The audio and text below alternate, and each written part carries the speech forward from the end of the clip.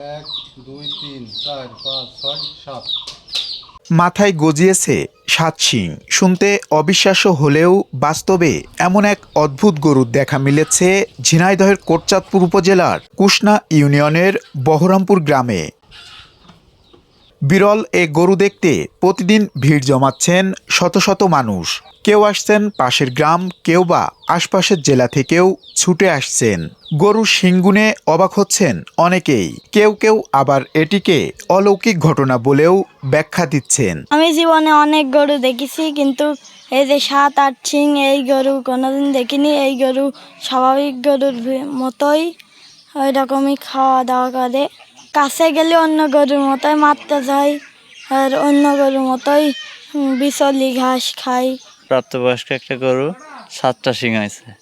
আগে ছিল 3টা, তারপর আস্তে আস্তে এখন 7টা এসে দাঁড়াইছে।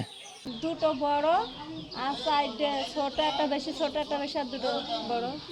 জীবনে মার পেটের তো পড়িয়ে দেখিনি, তাই দেখলাম, তাই দেখতে আইছি।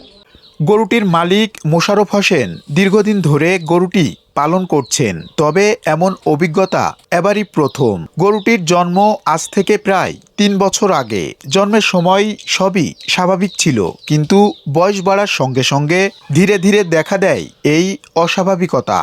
এই গরুটা হচ্ছে আমার ঘরের গরু। আমার একটা মানে গাই গরু ছিল, সেই গাই গরু থেকে মনে করেন যে বাছুরটা হয়। বাছুরটা হওয়ার পরে প্রথম দিকে তো বোঝা যায়নি যে এটা হচ্ছে কয় শিং হবে, কিন্তু যখন প্রথমে 2টা শিং ওঠে, তারপরে দেখা যাচ্ছে 4টে ওঠে, তারপরে আবার আস্তে আস্তে আর 3টে ওঠে, মোট 7টা শিং হয়ে যায়।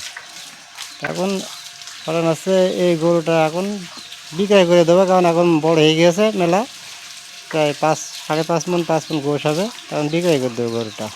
তবে উপজেলা প্রাণী সম্পদ অধিদপ্তরের মতে এটি কোনো অলৌকিক ঘটনা নয়, বরং এটি জেনেটিক্যাল ত্রুটির ফলাফল। মোশাররফ হোসেনের যে গরুটা 7 শিংওয়ালা, আমরা সেই গরুটা সম্পর্কে অবগত আছি। তিনি আমাদের অফিস থেকে একটা প্রদর্শনীতে একটা সার্টিফিকেটও তারা পেয়েছিল পুরস্কার হিসেবে। আমরা অফিস থেকে যে ধরনের দেখাশোনা করা দরকার, আমরা সেই গরুটা দেখাশোনা করি। তবে বিষয়টা হলো এখানে জন্মগত যে জেনেটিক্যাল যে বিষয়টা থাকে, সেই জন্যই এই শিংটা হয়েছে আর কি। বিরল এই গরুকে নিয়ে কৌতূহলের শেষ নেই। অনেকেই বলছেন ঠিকভাবে পরিচর্যা করলে ভবিষ্যতে এই গরুর বড় মূল্য পেতে পারেন মালিক। তবে মোশাররফ হোসেন গরুটিকে বিক্রি করে দিতে চান। এমআর রাসেল, কাগজ টিভি।